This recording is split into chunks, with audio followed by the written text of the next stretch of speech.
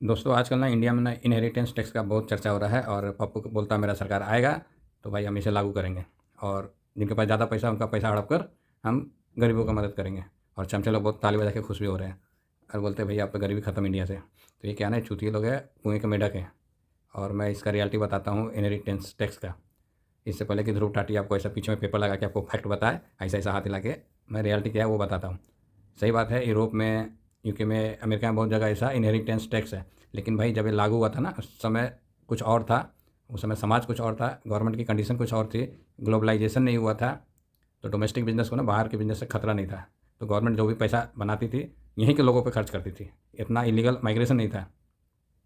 अब क्या हो गया है, ये सारा पैसा गवर्नमेंट क्या करती है अपने वोट बैंक पे खर्च करती है। क्योंकि आज का कंडीशन ऐसा ही है।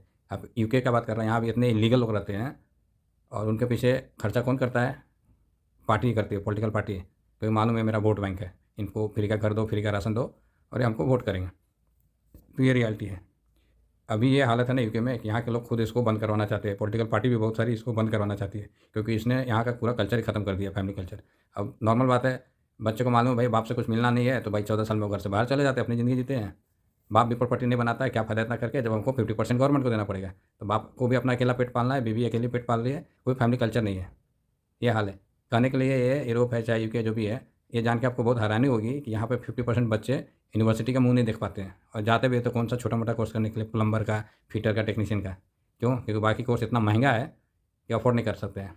क्योंकि पैसा नहीं, हमारे यहाँ क्या है भाई, बच्चा पढ़ने वाला तो बाप ज़मीन खेत बेच के उस पढ़ा दे रहा है। यहाँ पे खेत बेचने जाओगे तो आधा पैसा ले लेगा सरकार। इसलिए कोई ऐसा ज़्यादा प्रॉपर्टी के पीछे भागते नहीं यहाँ पे। यही कारण है कि यहाँ सबको अपना अकेला का पेट पालता है। और यही कारण है कि कंट्री रिच है। जो बोलते हैं ना हैप्पी इंडेक्स, यही हैप्पी इंडेक्स है। भैया इंडिया में एक आदमी कमाता है, पूरा खानदान पलता है। तो आपको कौन सा हैप्पी इंडेक्स चाहिए वो आप डिसाइड करो। यहाँ पे ये हालत है ना कि यहाँ के लड़के को बोलोगे कि भाई तू मेहनत कर, तेरे को प्रमोशन दूंगा चाहे ज़्यादा सैलरी, उसमें इंटरेस्ट नहीं है इनको। भैया हमारा अकेला पेट पालने के लिए इतना काफ़ी है, हम 8 घंटा से 1 मिनट भी ज़्यादा काम नहीं करेंगे, क्या फ़ायदा है?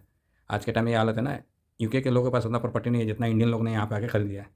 क्यों? कि ये लोग तो सीधे साधे हैं, लेकिन इंडियन लोग को करप्शन करने आता है तो हर एक रूल रेगुलेशन का तोड़ निकाल लेते हैं। इंडिया में भी यही होगा, अगर ये रूल आएगा तो फंसेंगे कौन? मिडिल क्लास वाले, सैलरी वाले, जिनका पूरा बायोडाटा गवर्नमेंट के पास है। बाकी पैसे वाले, बिजनेस वाले कुछ ना कुछ तरीके करके अपना प्रॉपर्टी बचाएंगे। और जो पैसा जाएगा गवर्नमेंट को, उससे क्या होगा? किसी का भला नहीं होगा। गवर्नमेंट जो भी रहेगी अपना वोट बैंक बनाएगी, बांग्लादेश के लोगों पर खर्चा करेंगे, बर्मा के लोगों पर खर्चा करेंगे, जो हराम के पैसे पर पलना चाहते हैं उनके लिए खर्चा करेंगे। मतलब सोचो क्या लॉजिक है, आप मेहनत करके प्रॉपर्टी बना रहे हो और कोई आदमी जिसको काम नहीं करना है, खाली बच्चे पैदा करना है, सरकारी खर्चे पे पलना है, क्योंकि मालूम हो कि वो नेता को हम वोट देंगे तो हमको पैसा देगा ही। तो यही सब चीज़ होगा और इसका कोई फ़ायदा नहीं है इंडिया में। यूरोप में तो भाई गिने चुने लोग थे तो इनको कंट्रोल करना ईजी था, सब चीज़ आप उंगली पे गिन सकते हो आदमी। इंडिया जैसा कंट्री में ये कानून कभी सक्सेसफुल होगा नहीं, इसका खाली मिसयूज होगा गवर्नमेंट के द्वारा और पैसे वालों के द्वारा। तो जिन चमचों को लगता है ना इससे भला होगा, उससे बड़ा चूतिया कोई नहीं है।